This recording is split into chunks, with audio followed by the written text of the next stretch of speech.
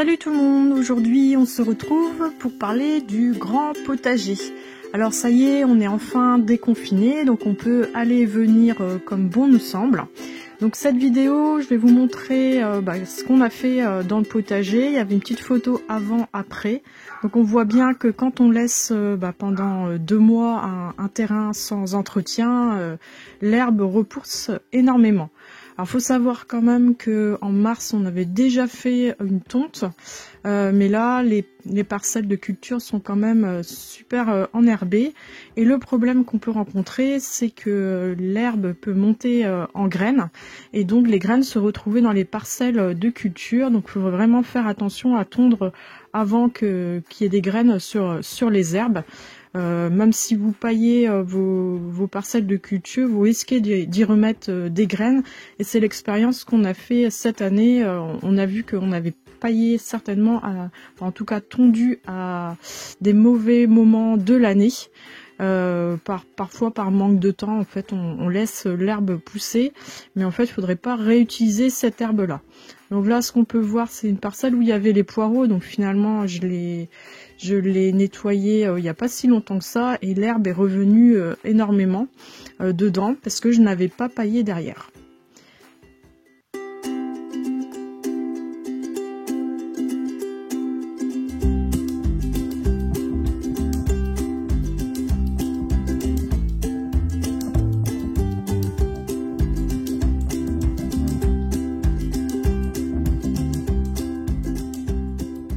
Donc voici le terrain après un gros ménage. Là c'est à l'entrée, c'est en dehors de la clôture du potager. Donc j'avais fait une butte qu'avec des fleurs. Donc elles vont se succéder bien sûr au cours de l'année, de la saison estivale. Donc il y a la grande mauve royale. Quelques soucis aussi qui sont sortis. Et ça je suis assez contente, c'est la monnaie du pape. Donc je l'avais semée l'année dernière, ça n'avait rien donné. J'en avais semé aussi à la maison et là en fait ça germe sur la 2e année. Donc je ne sais pas si vous avez aussi observé ça chez vous. Donc on peut voir quand même que le potager est assez vide pour l'instant, puisque forcément là on a fait le ménage, on a repiqué et semé que maintenant. Donc il faudra encore attendre 1 mois avant de voir vraiment les résultats. On a mis pas mal, j'ai acheté pas mal de fleurs vivaces, donc elles sont toutes petites cette année, mais je pense que dans les années à venir, ça va venir fleurir tout ça. Donc j'ai aussi planté mes tomates, mais alors qu'est-ce qu'on a un vent de dingue chez nous. On a des rafales à 80 km/h et c'est vraiment très désagréable de travailler sur le terrain. Donc ça c'est aussi un point qu'on devra faire, c'est vraiment protéger le terrain des vents d'est, puisqu'en fait on est protégé de tout ce qui est nord-ouest, mais de l'autre côté pas du tout. Donc je pense qu'on mettra une haie de bambou. Si vous avez des bambous à conseiller, je suis preneuse aussi. Des variétés peut-être un peu moins envahissantes. Donc on a construit aussi cette structure-là qui va accueillir des haricots grimpants. Donc en fait nous dans notre organisation, moi je m'occupe beaucoup des plantations et après ces monsieur s'occupent un peu de toutes les constructions sur le terrain et aussi des coupes, de l'entretien général du terrain. Donc on s'organise toujours un peu comme ça. Après on s'aide l'un l'autre, mais c'est vrai que du coup moi j'ai pas mal de boulot pour le semis. Donc là je vais un petit peu à mon rythme. Donc là j'ai remis aussi de ce côté-là des haricots grimpants. Donc ça c'est des semis que j'avais fait sous serre, parce que moi j'attends en fait encore un petit peu avant de planter les graines de haricots. Je me méfie un peu de l'humidité, on n'est pas à l'abri d'avoir beaucoup de pluie et les grains de haricots sont quand même sensibles à l'humidité. L'année dernière j'en avais fait les frais, ils avaient complètement pourri en terre, il a fallu que je fasse un 2e semis. Donc là ça me permettra d'avoir quelques récoltes. Une première récolte que je vais manger en direct, et après je vais semer beaucoup de grains pour faire de la conservation, pour garder l'hiver. Parce qu'on on consomme pas mal c'est un légume, le haricot, qu'on consomme beaucoup à la maison et que les enfants apprécient. Donc je vais en faire beaucoup. Sur cette parcelle-là, bon là on peut voir mon oreille de lapin ou oreille d'ours. Donc ça c'est une plante aussi qui se multiplie très facilement. Là j'avais tenté un semis d'épinards, mais alors il y en a que 2 qui ont survécu. Pourquoi ceux-là, pourquoi pas les autres? Je ne sais pas, c'est un mystère. Entre eux j'ai remis du maïs Cherokee. Donc là j'ai fait aussi un carré d'oignons, il y a quelques échalotes. Là c'est encore du maïs et au milieu j'ai un tournesol qui a poussé spontanément. J'avais essayé un semis de carottes nantaises mais ça n'a pas bien poussé. Donc on va voir un peu plus loin une autre variété de carottes qui est plus adaptée à mon terrain. Ici c'est aussi des oignons et entre eux il y a des salades qui ont poussé spontanément. Donc là c'est un semis de carottes, et là c'est la carotte de Colmar et elle a l'air d'être mieux adaptée à mon terrain. C'est vrai qu'il faut, ma terre est quand même assez lourde, du coup pendant 2 mois là, ça fait quand même 2 mois que ça a été semé, il n'a pas beaucoup plu, donc c'est pour ça, ça ne sort que maintenant, hein. Si on n'entretient pas son jardin, si on n'arrose pas, ben ça pousse pas, hein. Ici des laitues, elles se sont bien développées, là je les avais mises par 3, hein. Il y en a 3, là, ça fait des petites touffes. Je viendrai récolter au fur et à mesure. Donc là, c'est pas encore planté. Il y a rien dedans. On a remis du paillage. Je sais pas encore ce que je vais mettre là-dedans. Cette planche-là, c'est une planche à pommes de terre. Donc c'est ce qui me restait là de mes charlottes, hein. Donc j'étais obligée de venir planter ça un peu en urgence parce qu'après là maintenant c'est quand même un peu limite. On va voir un peu plus loin, j'ai quand même remis cette semaine des pommes de terre parce que j'avais des pommes de terre dans mes placards qui avaient germé du commerce. Donc il y en a un peu de toutes les couleurs, on verra ce que ça donne. Donc on a fait un peu les feignants, hein, comme on n'avait pas trop le temps. On a utilisé cet outil-là. C'est un embout qu'on met sur la perceuse, en forme tarière, donc pour planter les patates. Donc on les met dans le trou et après, au fur et à mesure de la croissance du plant, on paille avec l'herbe, le foin, comme vous voulez, de notre prairie. Donc on fait ça peut-être tous les 15 jours, on vient pailler. Donc nous on a matière, on n'importe pas de foin ni de paille de l'extérieur, donc on a matière, hein, sur le terrain à récupérer toute l'herbe. Donc ici j'ai ma haie qui pousse, hein, mais elle ne protège pas encore du vent. Et mes arbres sont beaucoup trop jeunes.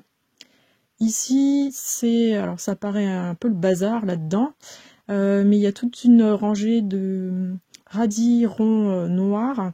Donc je suis en train de faire, c'est pour faire mes semences, hein. J'en avais semé beaucoup plus. Et comme ça me permettra de conserver sur quelques années des graines de radis, faire des échanges aussi. Ici par contre j'ai repiqué une vingtaine, dans cette planche-là, une vingtaine de choux. Je viendrai mettre d'autres cultures en même temps. Donc là j'ai mis du chou kale et puis j'avais quelques choux brocolis qui me restaient. Et donc ça va être plutôt cette partie-là du potager, une partie culture d'hiver, hein. Comme je suis tard, écoutez, je m'arrange comme ça va être surtout à l'automne que mon potager va être productif. Donc ici, ce que j'ai fait, j'ai mis un grillage au milieu, c'est du petit pois. Alors j'ai pris du petit pois ridé qui se sème plus tard que à grains lisses, hein. On peut encore les semer là, faudra arroser peut-être un peu plus pour la germination. J'ai mis un rang de betterave et un rang de laitue aussi. Et cette partie-là, c'est du chou brocoli. Et au milieu, j'ai fait un semis de carottes blanches aussi qu'on peut semer encore en ce moment. Pareil, ça va être au niveau de l'arrosage, il faudra faire attention. Surtout qu'il y a beaucoup de vent, donc quand il y a du vent, la terre s'assèche. Donc ça peut être trompeur si les températures sont basses, il faut arroser. Le petit bac là, c'est le bac des enfants, mais ils sont pas trop motivés, donc pour l'instant ils n'ont rien planté dedans. Ici donc j'ai fait ça cet hiver, c'est toute une haie de petits fruits. Donc il y a des framboisiers et des cassis, et puis des petites fleurs, là les petits pompons c'est des alliums. Donc l'idée ça va être une haie un petit peu brise-vent aussi, et puis comestible. Là c'est une planche qu'on est en train de créer ici pour l'année prochaine. Donc on a mis une couche de tonte, un carton, une couche de tonte. et on viendra rajouter au fur et à mesure de l'année de la tonte pour que ça se décompose bien l'hiver. Ici, j'ai rien planté pour l'instant, c'est ce que j'avais fait dans la journée, et il me reste encore à nettoyer bien le terrain. J'avais énormément de galeries, par contre, de rongeurs, alors je ne sais pas si c'est du ratopier ou des taupes. Donc là, ça va être une planche essentiellement de haricots à cet endroit-là, parce que ça prend quand même pas mal de place pour avoir une récolte intéressante. Ici, la consoude, donc qui est quand même assez belle. Donc je la taillerai parce que là il faut que je plante d'autres choses aussi à cet emplacement-là. Et là c'est la partie un peu fraiserée. Donc il y a des plants qui se sont super bien développés. Alors je sais que j'ai plusieurs variétés. Donc je pense qu'il y en a qui font plus de feuillage que d'autres. Il y a des endroits où il y a des petits trous. Mais bon, ça y est, les fraises vont commencer à arriver.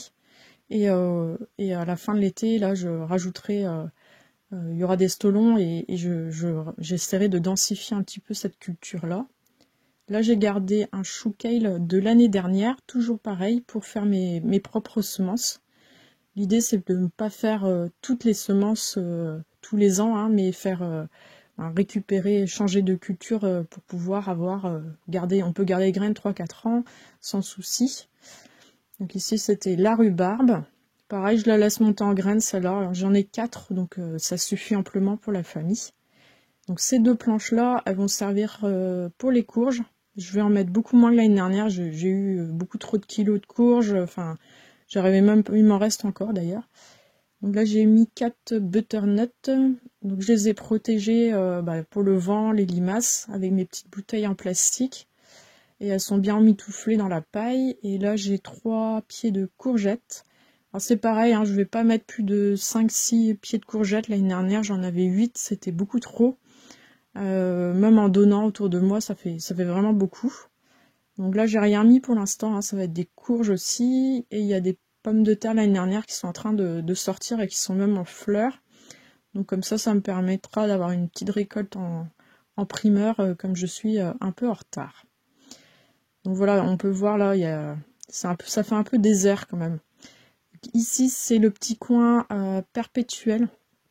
Donc c'est vrai qu'en bout d'allée, souvent je mets quand même des choses vivaces, périns. Donc c'était l'épinard vivace. Ici, donc encore une petite planche d'oignon. Là, un petit trou de je sais pas, de taupe ou de rat, on ne sait pas trop.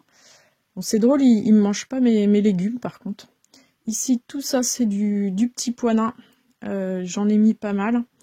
Parce que le petit pois, ça prend quand même pas mal de place. Et là, donc, on retourne sur la partie avec les tomates. Et j'ai rajouté des petites laitues merveilles des 4 saisons. Où il y avait des petits pois, mais ils ont vraiment pas supporté les attaques de limaces. Donc voici ce que ça donne. Donc on a nettoyé aussi les abords du terrain, mais ça je vous montrerai dans une prochaine vidéo. Donc j'ai un arbre aussi qui s'est complètement effondré, donc celui-là il va être coupé, hein, il est trop dangereux. Je vous montrerai le verger, aussi la cabane, ce que ça donne au bout d'un an, après un an, ma cabane en palette. Et aussi peut-être ma récupération d'eau. Hein, je vous ai jamais montré ça, je crois pas. Moi je vous dis à très vite et puis prenez soin de vous. À plus tard, salut!